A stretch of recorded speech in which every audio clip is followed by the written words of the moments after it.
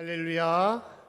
이 자리에 함께 하신 우리 모든 성도님들 삶과 가정 위에 다시 한번 하나님의 뜨거운 역사와 능력이 임할 수 있기를 간절히 축원합니다. 봄이 가까이 와 있다고 많이 느끼고 있습니다. 곳곳에 이제 유채, 산수유 꽃도 이제 좀 피는 것 같고, 이제 뭐 남쪽에서 이제 벚꽃이 올라오고 있다라는 소식을 많이 접합니다. 그만큼 이제 부활절이 가까워짐을 통해서 이제 세상이 좀 바뀌어가는 그런 시기 가운데 있음을 많이 느낍니다. 근데 우리가 이런 것을 보면서 꽃이 피어나는 거, 열매를 맺는 것이 그냥 이루어지는 것이 아니죠. 우리가 보이진 않지만 그 속에선 많은 생명력의 싸움 또한 씨름이 있는 것이고, 그것을 이겨냄을 통하여 꽃을 피고 열매를 맺게 되는 것입니다. 부활의 역사도 마찬가지로 우리가 깨달아야 되는 것입니다. 부활절의 은혜와 능력은 그냥 이루어진 것이 아니죠. 예수님의 사랑이 있었음을 우리가 알아야 되는 것입니다. 예수님의 그 고난과 그 희생과 섬김이 있었기 때문에 부활의 영광과 능력이 우리 삶에 또 모든 인류 가운데 있었음을 우리가 깨달아야 되는 것입니다. 그 때문에 우리가 고난절을 보내면서 참 불편한데 무슨 금식이냐 왜 이렇게 수고하냐, 그냥 편안하게 절기를 보내면 되지 라고 할 수 있겠지만 그것이 아니라는 것이죠. 진실로 부활의 역사와 능력과 은혜를 우리 가운데 이루기 위해서는 예수님이 가신 십자가의 길을 우리가 바라봐야 되는 것이고, 그 길이 예수님만의 길이 아니라 나의 길이 되어야 되는 것이고, 나 또한 섬김과 희생으로 나아갈 때 우리 삶이 거듭나며 변화하는 역사가 임할 줄 우리가 깨달아야 되는 것입니다. 사랑하는 성도 여러분, 고난 주간 동안 내 마음과 시간과 인물과 또 모든 것을 바쳐서 주 앞에 변화되고 또 큰 은혜를 누릴 수 있는 귀한 삶이 되기를 간절히 축원합니다. 자, 오늘 말씀은 예수님이 누구신가에 관한 말씀의 이제 5번째에 관한 말씀이라고 볼 수 있습니다. 우리 그전 말씀들을 기억하십니까? 예수님은 우리에게 어떤 분이시냐? 예수님은 세상의 빛이 되고 또 우리의 포도나무가 되고 또 우리의 생명의 양식이 되며 또 우리의 선한 목자다라고 말하고 있습니다. 오늘은 무엇을 말씀하시냐? 오늘은 하나님의 몸된 성전, 교회다라고 말씀을 하고 있다는 것입니다. 오늘 19절부터 21절까지의 말씀을 한번 같이 읽어보겠습니다. 자, 시작. 예수께서 대답하여 이르시되 너희가 이 성전을 헐라 내가 사흘 동안에 일으키리라. 유대인들이 가로되 이 성전은 46년 동안의 지었건을 네가 3일 동안에 일으키겠느뇨 하더라. 그러나 예수는 성전된 자기 육체를 가리켜 말씀하신 것이라. 아멘.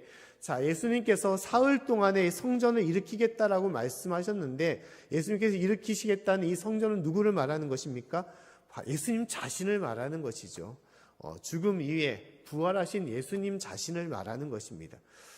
근데 예수님께서 이 말씀을 하셨던 이유가 무엇입니까? 왜 유대인들에게 내가 하나님의 성전이다, 다시 세워질 성전이다라는 것을 왜 말씀하셨을까?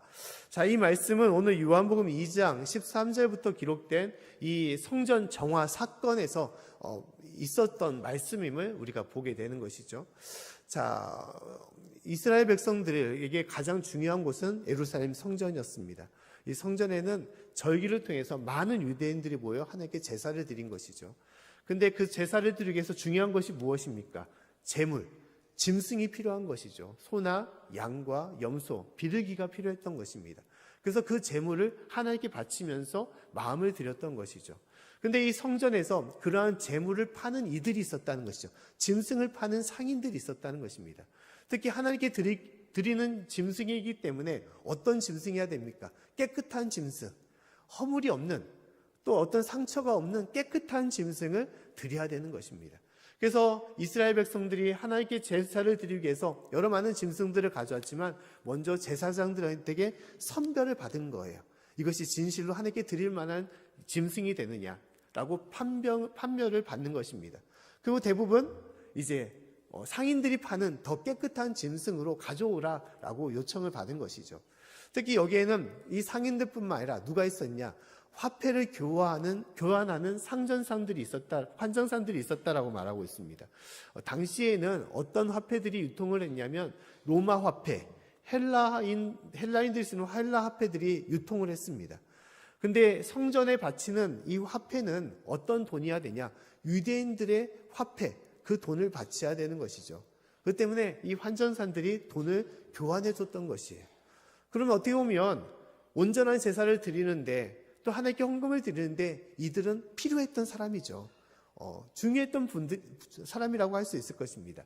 근데 예수님께서 왜 이렇게 화를 내면서 이 성전 정화 사건을 벌이셨을까? 이 상인들을 내쫓을까? 자, 오늘 말씀 보면 13절부터 16절까지의 말씀을 한번 같이 읽어보도록 하겠습니다. 자, 시작. 유대인의 유월절이 가까운지라 예수께서 예루살렘으로 올라가셨더니 성전 안에서 소와 양과 비둘기 파는 사람들과 돈 바꾸는 사람들의 앉은 것을 보시고 노끈으로 채찍을 만드사 양이나 소를 다 성전에서 내어 쫓으시고 돈 바꾸는 사람들의 돈을 쏟으시며 상을 엎으시고 비둘기 파는 사람들에게 이르시되 이것을 여기서 가져가라. 내 아버지의 집으로 장사하는 집을 만들지 말라 하시니. 아멘. 자, 예수님의 사역 중에서는 화를 그렇게 내는 적이 별로 없었습니다. 근데 이 공생의 기간에 가장 큰 가장 분노했던 때가 바로 이때라는 거예요. 예수님은 이 장사하는 이들에게, 짐승을 파는 이들에게 분노를 했던 이유가 무엇입니까? 그것은 온전한 제사를 드리는데 그들이 방해를 했다는 것이죠. 자, 그들이 이제 온전한 재물, 짐승을 파는 것 같지만 결코 그렇지 않았습니다. 그들이 이 짐승을 파는 이유는 무엇입니까? 더 많은 가격을 붙여서 팔게 된 것이죠. 그리고 원래 제사의 의미는 무엇입니까? 내가 기르는 짐승을 내 마음과 내 생각과 내 모든 정성을 들여서 키운 나와 같은 내 분신과 같은 짐승을 하나님께 드림을 통하여 내 죄 사함을 받는 것이 제사의 의미인 것이죠. 그런데 이 제사장들이 무엇입니까? 집에서 가져온 모든 짐승들을 다 퇴짜 맞은 거예요. 다 돌려보내고 안 된다라고 오직 이 상인들이 파는 짐승을 사라고 얘기한 것입니다. 그리고 비싼 값을 통해서 이 짐승을 팔게 한 것이고, 그리고 더불어 이 남은 이윤 중에 그 모든 것을 이 제사장들이 또 챙기게 되었던 것입니다. 화폐를 바꾸는 환전산도 마찬가지예요. 많은 이윤을 붙여서 돈을 교환을 했던 것입니다.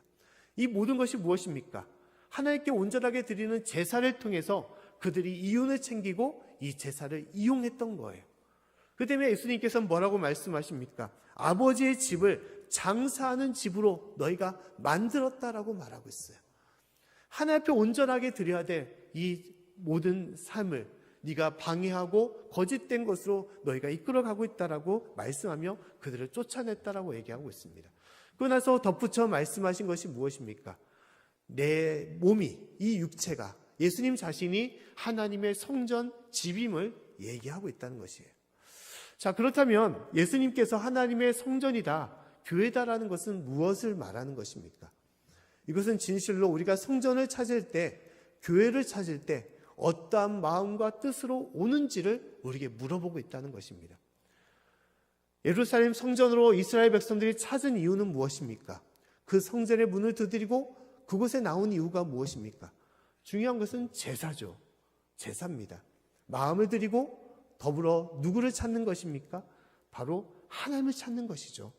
하나님을 만나고 하나님을 영접하기 위하여 그들이 예루살렘 성전으로 모인 것이죠. 많은 장사치들이 돈을 벌고자, 이윤을 챙기고자 거짓을 행하면서 여러 잘못된 것을 행했지만 그것이 아니라는 것이죠. 주님의 집에 오는 이유는 오직 하나님을 위하여 와야 됨을 말씀하고 있는 것입니다. 그 때문에 예수님께서 이 몸된 성전이란 것은 무엇을 말합니까? 우리가 교회를 나오는 이유를 물어보고 있다는 거예요. 윤목사야, 너는 교회 나오는 이유가 무엇이냐? 너는 예배 드리는 이유가 무엇이냐? 너는 찬양하는 이유, 기도하는 이유가 무엇이냐라고 우리에게 물어보고 있다는 것입니다. 우리가 찬양을 통하여 많은 기쁨을 얻고 안식을 이룰 때가 있습니다. 또 기도함을 통하여 평안함을 얻고 또 기도의 열매를, 응답을 받을 때가 있는 것이죠. 또 목회자의 말씀을 듣고 설교를 통하여 많은 깨달음을 얻을 때가 있습니다. 그것이 모든 예배의 유익이라고 할 수 있는 것이죠. 좋은 사람을 만나고 친교하며 또 여러 가지 많은 것들을 행하는 것이 교회를 오는 이유라고 할 수 있을 것입니다. 그러나 정작 중요한 것이 무엇입니까? 예수님을 찾고 예수님을 만나며 예수님을 영접해야만이 진실로 예배를 드리는 이유가 되는 것이고 교회를 찾아오는 이유가 되는 것입니다. 예수님을 영접하지 않고 예수님을 부르시지 않고 예수님은 떠나버리고 그 텅 빈 곳으로 오게 된다면 아무 의미가 없는 것이죠. 아무리 찬양과 기도에 기쁨이 있고 또 말씀의 깨달음이 있을지라도 내 영혼이 예수를 만나고 영접하지 않는다면 아무 의미가 없는 것입니다. 그 때문에 예수님이 몸된 성전이란 것은 너희가 교회를 찾을 때 하나님의 집으로 나올 때 누구를 바라보라는 것입니까? 바로 나의 주인 되신 예수님을 바라보고 하나님을 찾으라라고 말씀을 하는 것입니다. 할렐루야. 주님을 바라보고 나오는 것이죠. 교회를 나오는 근본적인 이유는 내가 예수님을 만나고자 또 예수님과 함께하고자 하는 그런 사모하는 마음으로 나올 때 그것이 진정한 예배가 되는 것이고 교회를 찾는 이유가 됨을 얘기하는 것입니다. 우리가 보통 쉽게 생각하면 이런 경우를 생각해 볼 수 있죠. 내가 사랑하는 사람이 있는데 그 사람을 내가 어느 날 어떤 곳에서 만나자고 약속을 한 것입니다. 그것이 카페가 될 수 있고 멋진 공원이 될 수 있고 또 여러 많은 백화점도 될 수가 있을 것입니다. 근데 그곳에 갔더니 너무 좋은 곳이 있어요. 여러 가지 좋은 물건도 있고 또 화려한 사람들도 있고 여러 가지 맛난 음식도 있고 골고루 누비면서 보내고 결국은 모든 것을 다 이루고 집으로 돌아온 것입니다. 야, 오늘 참 행복했어.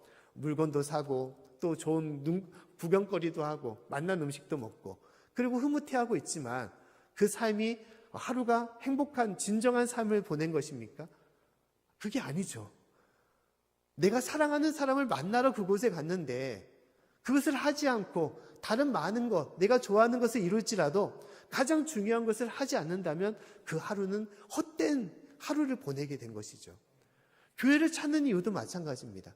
내가 하나님을 만나고 하나님을 내가 받아들이고 영접하는 것이 아니라 오직 다른 기쁨과 다른 유익을 얻고자 내가 또 그냥 주님 앞에 나오는 의미에 형식적인 의미에서 나온다면 아무 의미가 없다는 것입니다. 아무리 오랫동안 교회를 나올지라도 또한 많은 시간을 교회에 나와 예배를 드릴지라도 내 마음이 주님을 사모하는 마음과 주님을 만나는 그러한 것이 없다면 그 예배와 그 순간은 아무 의미가 없다는 것입니다. 하나님께서는 그렇기 때문에 예수님이 참된 교회가 되고 참된 성전이 되며 너희가 교회를 찾을 때 오직 예수님을 바라보고 주님께 나오라고 말씀을 하고 있는 것입니다. 사랑하는 성도 여러분, 나의 삶의 참된 주인 되시는 예수를 바라보고 주님께 나올 수 있는 저와 여러분의 삶이 되기를 간절히 축원합니다. 특히 예수님이 사흘 만에 다시 세워지는 성전이란 것은 무엇을 말합니까? 예수님이 죽으심을 통하여 우리의 죄를 사함을 얻게 하는 것이고 예수를 믿어야만이 예수를 영접해야만이 진정 참된 구원이 있음을 그 가운데 얘기하는 것입니다. 기도하는 가운데 구원의 역사가 있습니까? 하나님을 찬양하는데 구원의 역사가 있습니까? 결코 그렇지 않죠. 내 영혼에 예수님이 있어야만이 예수님을 내가 진정으로 영접하며 받아들여야만이 그곳에 구원의 역사가 임하는 것이고 능력이 있고 생명이 있음을 우리가 말씀하는 것입니다. 사랑하는 성도 여러분, 예수님이 있어야만이 참된 교회가 되는 것이고 예수님을 만나야만이 참된 인생이 되는 것이고 예수님을 영접해야만이 참된 생명과 구원의 역사가 있음을 잊지 마시고 더욱더 주님을 바라보고 주님께 나올 수 있는 저와 여러분의 삶이 되기를 간절히 축원합니다. 또 오늘 말씀에 예수님께서 참된 교회가 된다는 것은 무엇을 말씀하느냐? 교회는 외형적으로 장소적인 면에서 두 가지의 것으로 나눌 수가 있습니다. 하나는 뭐냐? 어떤 장소에 제한된 지역적인 교회가 있고 또 다른 면에서는 어떤 장소를 초월하여 있는 그런 교회가 있습니다. 자, 첫 번째 교회는 지역적인 교회죠. 그것은 쉽게 말하면 예루살렘에 있는 예루살렘 성전이나 또 여러 지역들에 있는 교회를 말하는 것입니다. 우리 양재교회도 외형적으로 볼 수 있는 가시적인 교회라고 할 수가 있는 것이죠. 근데 반대로 장소를 초월하는 교회는 어떤 교회냐? 그것은 바로 우리 자신이 그러한 교회임을 얘기하는 것입니다. 우리 삶이 하나님의 교회임을 말씀을 하고 있어요. 한 장소에 있는 것이 아니라 끊임없이 주님을 모시고 섬기는 그 삶, 그 자체가 하나님의 교회다라고 말씀을 하고 있는 것입니다. 고린도전서 3장 16절과 17절 말씀 보면 다음같이 말씀을 하고 있습니다. 우리 말씀을 한번 읽어보겠습니다. 자, 시작. 너희가 하나님의 성전인 것과 하나님의 성령이 너희 안에 계시는 것을 알지 못하느냐? 누구든지 하나님의 성전을 더럽히면 하나님이 그 사람을 멸하시리라. 하나님의 성전은 거룩하니 너희도 그러하니라. 아멘. 하나님께서 우리에게 무엇을 말씀하십니까? 우리가 무엇이라는 거죠? 하나님의 성전이라는 거예요. 하나님의 성전. 하나님께서 역사하시는 곳, 하나님께서 임재하시는 곳이라는 것입니다. 그 때문에 우리가 진정한 성전이 되기 위해서, 그런 교회가 되기 위해서 중요한 것은 무엇입니까? 이 교회에 누가 있어야 된다는 것이죠? 바로 머리가 되시는 예수님이 계셔야 된다는 것입니다. 내 삶에 예수님이 안 계신다면 그것은 교회라고 할 수가 없어요. 하나님의 나라, 하나님의 성전이라고 할 수 없습니다. 예수님께서 역사하시는 곳이 되지 못하는 거예요. 그 때문에 우리가 진실로 내 삶에 주님을 믿고 주님을 섬기며 주님을 영접해야만이 내가 주님께서 함께 하시는 그런 몸된 교회가 되는 것이고, 주님의 능력과 역사가 나를 통하여 이루어짐을 우리가 깨닫게 되는 것입니다. 예루살렘 성전에는 진실로 하나님을 모시고 섬기는 그러한 성전이 아니었습니다. 거짓된 제사장들, 장사하는 장사치들, 사람을 속이고 또한 그 사람을 또한 이용하는 그런 많은 이들로 인해서 그것은 진정한 성전이 되지 못한 거죠. 하나님을 떠나버리고 거짓된 자로 가득 차 있는 장사치의 그런 장사꾼들이 되고 시장터가 된 것이고, 심지어 강도의 소굴이 되었다라고 예수님께서 말씀을 하고 있습니다. 우리 삶도 그런 마찬가지죠. 우리의 삶과 영혼에 하나님을 떠나보내고 하나님은 계시지 않고 오직 나의 주장과 나의 욕심과 또한 세상적인 내 바람과 내 거짓된 것들로 가득 차게 된다면 그것은 진정한 하나님의 교회가 되지 못하는 것입니다. 주님께서 머물 수 있는 곳이 되지 못한다는 거예요. 예수는 떠나버리고 거짓된 똥과 오물로 가득 차 있는 곳이 된다면 그것은 교회가 아니라 뒷강과 같은 화장실이 되는 것입니다. 예수를 온전히 섬기지 못하고 오직 돈만 밝히고 사기치는 인생이 된다면 그 인생은 시작 바닷가 같은 그런 인생이 될 수밖에 없을 것입니다. 끊임없이 사랑하고 섬기지 못하고 남을 미워하고 다투고 싸우는 인생이라면 그것은 천국이 아니라 지옥과 같은 인생이 되는 것입니다. 때문에 하나님은 오직 우리 안에 내가 아니라, 세상이 아니라, 거짓된 것이 아니라, 그 우상이 아니라 오직 예수님이 우리 가운데 임하사 우리 하나님의 능력이 임하는 그러한 교회, 그러한 하나님의 성전이 되라고 말씀을 하고 있는 것입니다. 그러지 못한 인생들은 예수님께서는 그 성전을 헐라라고 말씀을 하고 있어요. 그런 성전을 무너뜨리라고 말씀하는 것입니다. 온전한 삶으로 주님 앞에 나아갈 때 주님의 역사가 그 가운데 있어야 됨을 말씀을 하고 있는 것입니다. 로마서 12장 1절 말씀 보면 다음같이 말씀을 하고 있죠. 우리 말씀을 같이 한번 읽어보겠습니다. 자, 시작. 그러므로 형제들아, 내가 하나님의 모든 자비하심으로 너희를 권하노니 너희 몸을 하나님이 기뻐하시는 거룩한 산 제사로 드리라. 이는 너희의 드릴 영적 예배니라. 아멘. 우리의 몸을 하나님 기뻐하시는 무엇으로 드리라고 말씀하고 있습니까? 거룩한 산 제사로 드리라라고 말씀하고 있어요. 어떤 소와 양이나 짐승을 드리는 것이 아니라 우리 마음과 우리의 모습을, 우리의 삶을 주님께 드릴 때 그것이 진정한 산 제사가 된다라고 말씀을 하고 있어요. 그것이 진정으로 하나님께 기뻐하시는 그러한 제사, 그러한 삶이됨을 얘기하고 있는 것입니다. 내 거짓된 것들을 다 버리고 주님을 모시는 것은 무엇을 말합니까? 내 자신을 드리는 것을 말하는 거예요. 내 자신을 드리는 것. 나를 죽이는 것을 말하는 것입니다. 나를 죽일 때만이 그곳에 진실로 예수님께서 임할 수가 있는 것이고 주님의 자리를 마련하여 주님과 함께하는 인생이 될 수가 있는 것입니다. 그날 세상은 끊임없이 예수님을 쫓아내고 그것에 세상적인 것, 또 세상적인 바람과 욕심, 거짓됨, 그곳에 마음을 두며 그곳에 살아갈 때가 많이 있는 것이죠. 오직 주님을 섬길 때만이 진정한 그 역사가 임함을 말씀하고 있는 것입니다. 사랑하는 성도 여러분, 내 모든 것을 주님 앞에 드리고 바침을 통하여 하나님의 역사가 우리 가운데 임하는 것을 우리가 믿으시고 그 믿음으로 주님과 함께 할 수 있는 저와 여러분의 삶이 되기를 간절히 축원합니다. 지난주에 이제 주북교회에서 이제 원로 장로 취임식과 이제 시무장로 이제 권사 임지식이 있었습니다. 이제 그곳에서 이제 여러 가지 뜻깊은 여러 많은 것들을 좀 깨닫고 이제 함께 했는데, 이제 좀 많이 이제 생각났던 이제 부분이 무엇이냐. 이제 원로 장로님, 은퇴하시는 원로 장로님께서 시무 장로, 새로 부임받은 장로에게 이제 다음 같은 권면의 말씀을 하게 되었습니다. 여러 이야기 중에 어떤 얘기를 하냐. 시무 장로님들에게 예배를 드릴 때 목숨을 거는 예배를 드리라, 생명을 거는 예배를 드리라라고 얘기를 했다는 거예요. 그러면서 생각하기를, 생명을 거는 예배가 어떤 예배일까? 어떤 예배가 생명을 거는 예배일까? 우리 성도님들 생명을 걸면서 예배를 드린 적 있습니까? 뭐 예배를 드리는데 무슨 뭐 전쟁이 일어난 것도 아니고 무슨 문제가 일어난 것도 아닌데 생명을 걸고 예배를 드린다. 좀 감이 안 나오죠. 근데 생명을 걸고 예배를 드린다는 것은 무엇을 말하는 것일까? 그것은 생명을 내가 걸 만큼, 내가 생명을 드린 만큼 그 예배가 내 인생에 중요하다는 것을 얘기하는 부분인 것이죠.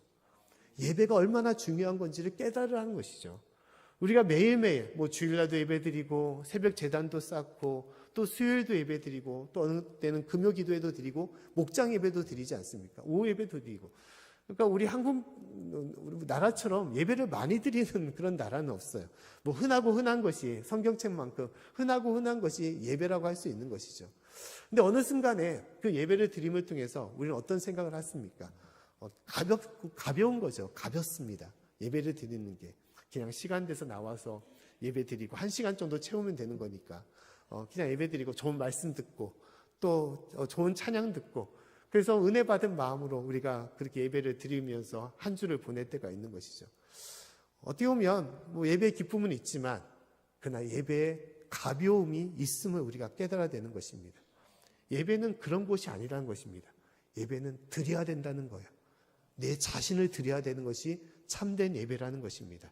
받고자 나오는 것이 아니라, 어떤 축복을 받고자 예배에 참여하는 것이 아니라, 진정한 예배는 하나님을 만나는 것이고 그 만남 속에서는 내 자신을 드릴 때만이 진정한 예배가 됨을, 또 하나님의 기쁨이 있음을 우리가 알아야 되는 것입니다.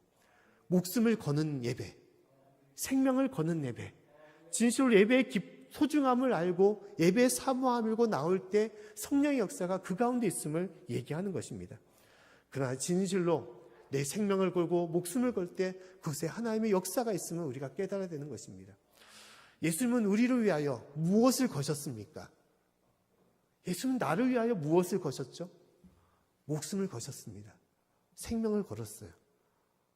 보잘것없는 피조물인 우리를, 죄인된 우리를, 하찮은 우리를 사랑하시사, 우리를 구원하시사 목숨을 버리면서 우리를 살리고자 이 땅에 오신 것입니다.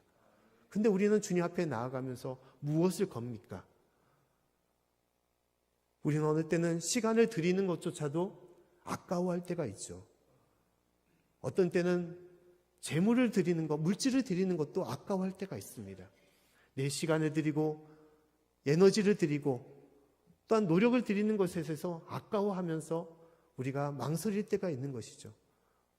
그러나 주님께서는 우리가 목숨을 걸라고 말씀하십니다.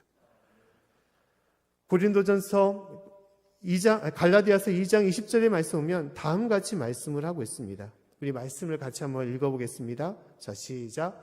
내가 그리스도와 함께 십자가에 못 박혔나니 그런즉 이제는 내가 산 것이 아니요 오직 내 안에 그리스도께서 사신 것이라. 이제 내가 육체 가운데 사는 것은 나를 사랑하사 나를 위하여 자기 몸을 버리신 하나님의 아들을 믿는 믿음 안에서 사는 것이라. 아멘. 하나님께서 우리에게 무엇을 말씀하십니까?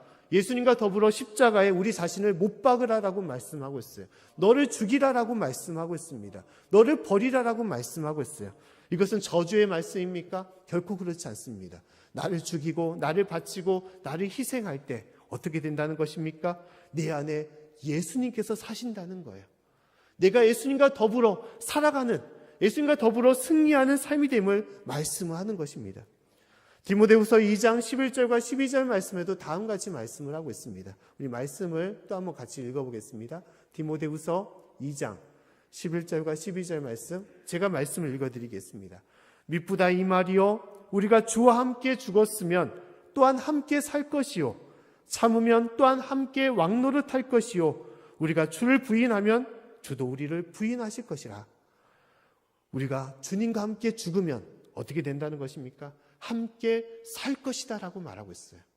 죽어야만이, 나를 버려야만이, 나를 내려놔야만이 예수님께서 우리 안에 역사하시는 것이고, 주님의 은혜와 능력이 우리 가운데 임하사 우리를 변화시켜 주시고 참된 길로, 생명의 길로, 축복된 길로 우리를 이끌어 주시는 것입니다. 사랑하는 성도 여러분, 주님 앞에 온전히 내려놓고 온전히 주님 앞에 드릴 때 주님의 역사가 임할 수 있는 저 여러분의 삶이 되기를 간절히 축원합니다. 우리가 고난주간을 통해서 특별 선교 헌금을 우리가 준비하고자 합니다. 이제 지난번에 베트남 선교를 갔다 오면서, 단기 선교를 갔다 오면서 이제 그곳에 여러 교회를 만났는데, 베트남은 참 놀라운 좀 특이한 민족입니다. 공산국가인데도 불구하고 기독교를 믿는, 하나님을 믿도록 허용하는 그런 나라입니다. 그런데도 그 나라는 불교 국가예요. 그 때문에 믿는 자가 많지 않습니다. 대부분 세상적으로 차별받는 소수 민족들만이 믿는데, 이분들의 믿음이 놀라워요. 참 놀랐습니다. 믿는다고 크게 혜택을 받는 것이 아닌데, 그들이 예수님을 영접하고 하나님의 믿음을 통해서 한 사람, 두 사람, 한 가정이 변화되는 것이 아니라 마을이 바뀌고 있는 거예요. 마을이. 그런 마을들이 참 많습니다. 근데 놀라운 것은 건물이 없어도 그들이 모인다는 거예요. 가정에서 한두 사람이 모이는 것이 아니라 70여 명, 100여 명이 모이는 그런 동네가 있다는 것입니다. 건물이 없고 또한 좋은 그런 생활의 편의가 되는 어떤 집이 없어도, 방송시설이나 아니면 어떤 주차장, 그런 것이 없어도 그들은 오직 하나님을 사모하는 마음으로 그들이 모이고 뜨거운 마음으로 예배를 드리며 그들 자신을 드리는 그러한 믿음으로 그들이 있다는 것입니다. 그래서 우리가 118년의 역사를 가지고 있지만 진정한 교회가 되기 위해서는 어떻게 해야 되는 것입니까? 드릴 수 있는 교회가 되어야 되는 거예요. 드릴 수 있는 교회. 드릴 수 있는 직분자가 되어야 되는 것입니다.